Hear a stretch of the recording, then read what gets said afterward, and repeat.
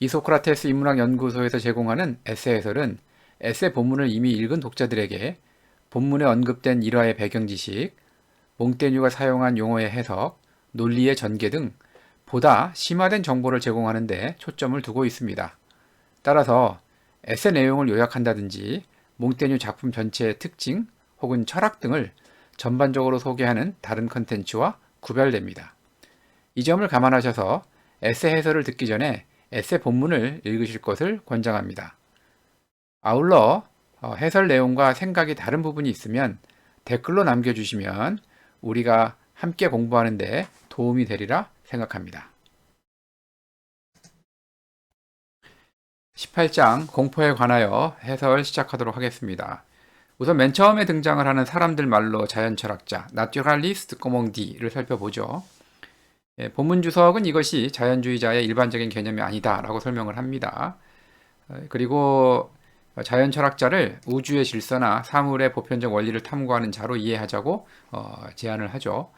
뭐 이런 설명은 대체로 타당하지만 저는 생각이 조금 다른데 그냥 일반적인 의미의 자연과학자 정도의 뜻이 아닐까 그런 생각이 듭니다. 그렇다면 이 대목은 몽테뉴가 자신이 훌륭한 자연철학자가 아니다라는 말은 공포의 문제에 대해서 과학적인 설명은 내가 하지 못하겠지만 정도로 의미를 새기는 것이 좀 적당하다 이런 생각이 들었습니다.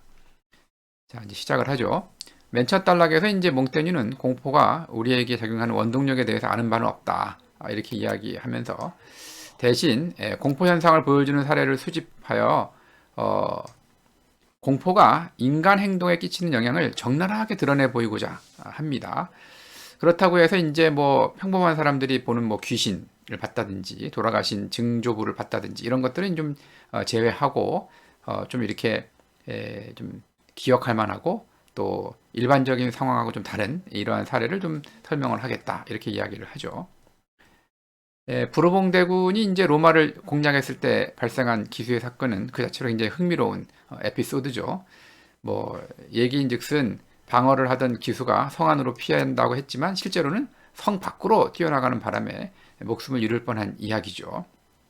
그런데 이제 이 작은 에피소드 배후에는 꼬냑 동맹 전쟁과 로마 약탈이라는 큰 사건이 있었습니다. 요거는 이제 역사적으로 굉장히 중요한 사건이기 때문에 한번 살펴보는 것도 좋을 것 같습니다. 그러니까 1526년에 이제 당시에 프랑스, 밀라노, 베네치아, 피렌체 교황령이 맺은 꼬냑 동맹이라는 것이 있었고 그것이 이제 신성 로마 제국 간의 전쟁이 벌어졌죠.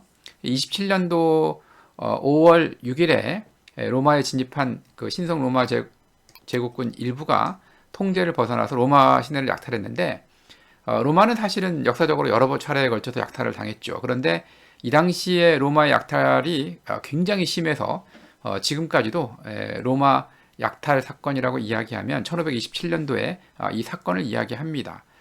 이때 이제 본문에 등장하는 부르봉 대군은 이제 누구를 가리키는가 하면 부르봉 공작 샤를 3세를 이야기하는데 이 사람은 이제 신성 로마 제국에 속한 장수로 참가를 했죠. 따라서 이제 보초를 서던 기수가 침략군을 향해 달려들었을 거고 기수를 본 부르봉 대군은 아마 상대 측 군대가 공격을 한다고 판단해서 수비 대열을 가다듬었을 겁니다. 참고로 이 꼬냑 동맹 전쟁은 신성 로마 제국의 승리로 끝이 나죠. 그 여파로 이제 신성 로마 제국의 눈치를 보게 된 교황이 영국왕 헨리 8세와 캐서린 왕비, 이 캐서린 왕비는 신성 로마 제국 황제 카를 5세의 이모죠. 이 둘의 이혼을 허락하지 않게 됩니다. 원래는 이제 이혼을 한다 그러면 대부분의 경우는 이제 이혼을 허락을 했는데 이때는 교황이 어찌 신성 로마 제국 황제의 이모를 이혼하게끔 내버려 두겠습니까? 이혼을 허락하지 않죠. 그리고 이제 그 여파로 우리가 잘 알다시피 영국 성공회가 탄생을 하고 우리가 알고 있는 뭐 헨리 8세의 그러한 사건들 나중에는 엘리자베스 여왕까지 이어지는 그러한 사건들이 여기서 이제 비롯되는 거죠. 자, 1527년도에 로마 약탈을 배경으로 하고 있는 그러한 그림입니다. 게르마니쿠스가 독일인을 상대로 벌인 전투는 타키투스의 연대기라는 책에 등장을 합니다. 그 당시에 이제 그 행간을 읽어보면 로마군이 이 게르마니아인들, 독일인들과 이제 전투를 벌이던 중이었는데 갑작스레 이제 숲을 점거하고 있던 적이 평지 쪽으로 가고 평지에 진을 치고 있던 적이 숲으로 허둥지둥 달려가는 일이 벌어지죠. 그래서 이거를 바라보고 있던 그 게르마니쿠스가 굉장히 당황을 하면서 이제 물론 이제 그 적을 물리치기 위해서 작전을 짜고 있었지만 상대가 갑자기 우왕좌왕하니까 이것 때문에 굉장히 좀 본인도 당황을 하면서 싸웠는데 결국은 이제 로마군이 크게 승리를 하죠. 타키투스는 이제 이 점에 대해서 그 원인을 잘 설명하고 있지는 않지만 몽테뉴는 이것이 겁에 질려서 일어나는 현상이라고 해석을 함으로써 이 공포가 군사작전을 망칠 수도 있다라는 이야기를 하고 있습니다. 공포에 질린 테오필루스 황제와 그를 구출한 마뉴엘의 사례는 공포가 신체마비의 증세까지 몰고 올 수 있다는 점을 예시하죠. 이제 이분이 이제 테오필루스 황제가 되겠습니다. 자, 그 다음에 이제 공포가 이제 엉뚱한 판단으로 이끌어서 위험에 빠진 예들이 지금까지 나온 거죠. 근데 그 이어지는 것은 공포 때문에 평소 이상의 용기를 보여준 경우인데, 이 사건이 이제 리비우스의 로마사 제21권 56절에 기록되어 있는 겁니다. 한니발이 이끄는 이 카르타고 군이 로마군을 맞아서 코끼리 부대를 정리해서 로마군의 외인 부대인 갈리아인들을 공격하게 했습니다. 이 갈리아인들은 오늘날로 치면 이제 프랑스에 사는 사람들을 갈리아인들이라고 이야기하는데, 이제 로마의 그 외인 부대를 구성을 하고 있는 상황이었죠. 이제 갈리아인들이 도망치자 로마인들은 이제 혼란에 빠지죠. 로마군이 이제 탈출할 수 있는 방법은 카르타고군 중앙부로 길을 만들어 나가는 건데 거기서 끝이 아니죠.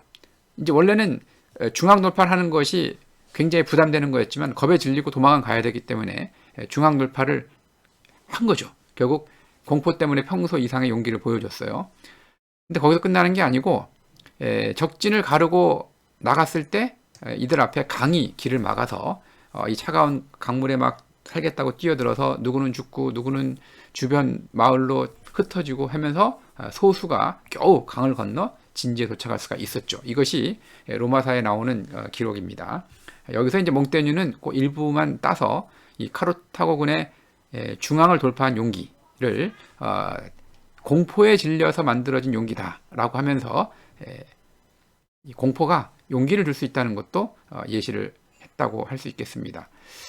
제가 그림을 좀 갖고 왔는데 이 장면은 이제 그 한니발이 카르타고 군을 이끌고 알프스를 이렇게 넘어서 우회를 해갖고 이탈리아 반도를 쳐들어가는데 그때 장면을 묘사한 거라고 이해할 수 있습니다. 지금 보면은 굉장히 길이 험하기 때문에 코끼리들이 이렇게 떨어지기도 하고 이런 현상이 벌어지고 있죠.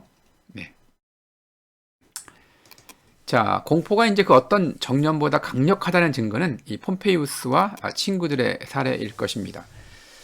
이 사건은 이제 파루살루스 전투를 배경으로 하는데 기원전 48년도 8월 9일의 일이죠. 관련해서는 이제 카이사르의 내전기 또 키케로의 투스쿨룸 대화를 참고하면 되는데 굉장히 유명한 전투기 때문에 기회가 되시면 관련된 자료를 한번 인터넷을 통해서 검색을 해보시면 도움이 될 겁니다. 결과적으로 이제 폼페이우스의 군대와 카이사르의 군대가 서로 맞붙어 싸웠는데 실제로는 이제 폼페이우스 군대가 카이사르 군대에 비해서 보병이 한 2배 이상, 기병이 한 7배 이상 될 정도로 굉장히 압도적인 전력을 가지고 있었죠. 그렇지만 이 카이사르의 군대는 오랜 세월 동안 같이 싸웠던 병사들로 이루어졌기 때문에 굉장히 강했습니다. 그래서 이제 카이사르가 압승을 하죠. 그리고 이제 폼페이우스의 수하 중 일부는 도망을 하고 일부는 항복을 했는데 이때 브루투스도 끼어 있었습니다. 항복을 했는데 나중에 카이사르가 브루투스는 목숨을 살려주죠. 하지만 우리가 잘 알다시피 브루투스가 바로 이 카이사르를 암살하는 바로 그 인물이 되는 겁니다. 자, 이거 여담이고요. 자, 폼페이우스는 이제 그 싸움에서 지고 친구들과 함께 이제 이집트로 도망을 갑니다. 이제 이 폼페이우스의 최후를 다루고 있는 문헌은 플루타르코스의 영웅전인데 여기에 보면 지금 설명하고 있는 본문의 상황이 아주 자세히 나와 있습니다. 그 당시 이집트는 프톨레마이오스 왕이 통치를 하고 있었는데 그 누이인 클레오파트라와 싸우고 있었죠. 우리가 알고 있는 바로 그 클레오파트라입니다. 이 카이사르와 이 폼페이우스 중에 한쪽을 택해야 하는 상황이었죠. 그렇죠? 그러니까 이집트 입장에서는 로마의 눈치를 보는 입장이었기 때문에 카이사르 편에 서느냐 폼페이우스 편에 서느냐가 되게 중요합니다. 결국은 둘 중에 하나가 승리를 할 텐데 그 승리자의 편에 들어야 나중에 이집트가 이제 안전하다라고 생각을 했기 때문에 그렇죠. 이집트에서 봤을 때는 카이사르가 워낙 강한 상대였기 때문에 폼페이우스가 질 거라고 예상을 했는지 폼페이우스를 버리기로 결정을 했습니다. 그리고 이제 예전에 그 폼페이우스의 수하 지휘관이었던 septimius 등에게 맡겨서 그를 죽이죠. 암살을 하죠.